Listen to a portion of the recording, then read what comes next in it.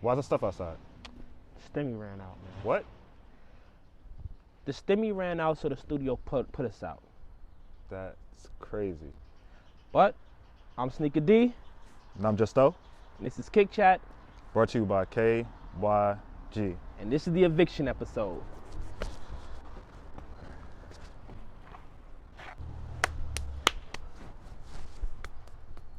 All right, man. So first question up from the stoop. Is it lame to only wear one sneaker brand? Yeah. Period. Why? And the reason why, you gotta think about sneakers now, especially now, where sneakers are industry as stock. You gotta diversify your portfolio. You can't just be out here in the same brand every single day for the rest of your life. It doesn't matter how much you love a brand. There's another brand that you can say, all right, I mess with that stuff. So why not bring that into your portfolio? I feel you with the brand diversifying, but I do think sticking to, like, all right, for me, for instance, I like Jordans. You feel me? Mm-hmm. That's what I do. And I think me staying in my lane with, like, really being a lover of Jordan helps me avoid jumping into that hyped up pair from Adidas, even though that's really not my thing. So when that hype goes away, I'm not going to be feeling those kicks anymore. So I think, like, just sticking to one brand is better when it comes to, like, saving and, like, not blowing a bag or something that you're not really feeling, just it's hyped up. Gotcha. So now that we know how we feel about sticking to a brand or not, how do you feel about when people cross brand, like wear a pair of Air Force Ones with an Adidas tracksuit? All right. So when I first started the question, I thought, is cross branding acceptable, right? So what it automatically led me to was, it is and it isn't at the same time. Come on, you cannot do this, bro. Here's why I say that. Okay. Because I love Ralph. We had a conversation about Ralph Lauren, right? And they make clothes. So if you're wearing sneakers with Ralph Lauren, it's acceptable. Here's where it's not acceptable. If they're in the same field that you're in. Okay, so no competing brands. Yes. Got it. All right, so it may be a little nippy out here today, but the summer is fastly approaching. What are some summer kicks that you think the people should be into? Could I say the Lightning Force? It's an August kick. That's the summer. It's the end of the summer. It really is the end of the summer. So, like, what are some things they can go into the summer with? Into the summer. Hyper Royal Ones. Definitely a good summer kick. Even the UNC Force. I think that's a great summer kick. Perfect. When I was thinking about a summer kick, something that I may go back to get is the UNC 3s. Like, 3s is my favorite sneaker, and that UNC 3, I feel like it came out at the wrong time. Like, it came out, it was still nippy kind of. I was just like, it just didn't fit the environment. But that is a summer vibe. And listen, man, I know I said stick to one brand, but if I'm ever going to go out for a brand during the summer, it's definitely for a pair of Stan Smiths. Those are the ultimate summer shoe.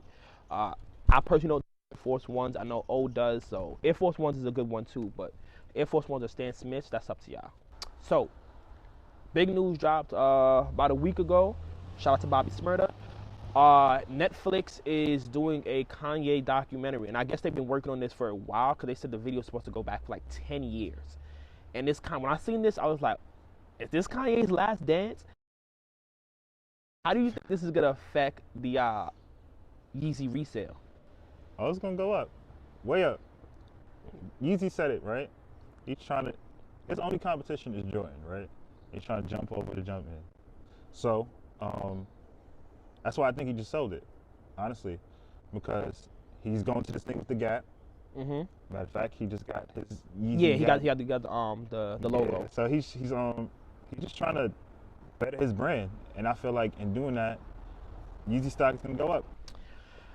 I don't know, man. With Yeezy, things can either go good or bad because that guy is pulverizing. Like I can see him low-key might even get himself canceled over the documentary. Like, I don't know, but I definitely do think the prices on those are gonna jump. So if you are a Yeezy fan, Yeezy lover, or you're just someone trying to make money off the market, I would say get in right now on a pair of Yeezys. I really think the ones that's gonna jump the most is the Wave and the early 350s. So which one would you suggest the people invest into? Go after the wave runners in full force because you're gonna make a profit off those.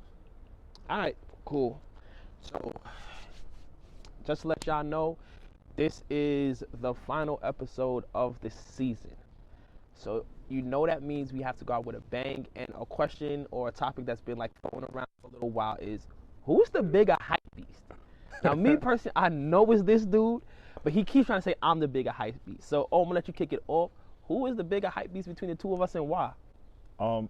This is a conversation that has been going on with us for years, like 4 years. And at first, when the question was asked to me, I was like, you know what? I might be the bigger hype beast. But then I thought, while it's been going on for years, I don't feel like hype beast has become a thing until recent. And I know, not gonna say no names, but who in the past couple months, I would say about 6, has got some really hype sneakers. I'm not gonna name. I named one right now, and I named the rest after D goes. But which one? The Cause Force. Hypebeast. Not gonna tell you how much he dropped on them. Please but don't. That's a hype beast sneaker. First of all, the Cause Force is not a hype beast sneaker. Unless you're That's really into sneaker, it's an art piece. Unless you're really into sneakers, you would not know that. Now, you are definitely the bigger hype beast, and I'm gonna tell you why. You love Yeezy 350s, but you trash Nike Roshi. The Nike Roshis are trash, and the same dude that designed the Roshis designed the Yeezy 3, worked on the design of the Yeezy 350s, and they're pretty much the same shoe. That makes you a hype beast, bro. You like those more because they come with more hype than the Roshi. No, I like them more because what? Yeezy. That's hype beasting. No, it's not. Alright, bro. Okay. Why? So that's like saying, yo, I like Bape Roasters, but I don't like Air Force Ones. What's the difference? But I don't like either. But what I'm saying is that's a comparison. Like, you can't say, oh, I rock with the Bapes, but I don't like Air Force Ones. They are inspired, like heavily inspired by those. But let me tell you why, right? Because your love for Jordan is because of Jordan, not because it became hype, right? So you can love a sneaker because of a person. You for liking the 350. Where the fault for you comes in is how you totally dislike the Roshi. I got like, at home. No, you don't. Bro, that's because your job gave to you. Like, no, that don't count. That don't count. Those gifted to you. No, we don't want it. And you don't even wear them no more. You don't even work there no more. Ew. I gave it to my mom. Wow. See, Mother's Day is coming up. See how he treats you? But nah, you don't like the Roshis. You think the Roshis are nasty work, but you like those. So nah, you're hype beasted. But all right, get to your next point. All right. So the rest of my conversation is just going to be the amount of sneakers that D has bought in the past 5 months. Give me your ones. Hypebeast. Wasn't purchased original release day. Of course. It was purchased recently. Another Hypebeast shoe. Hold on. I'm gonna tell you why those got copped. All right, upon release, I was broke. How do you think we got evicted today? I'm not good at finance. I'm not financially stable.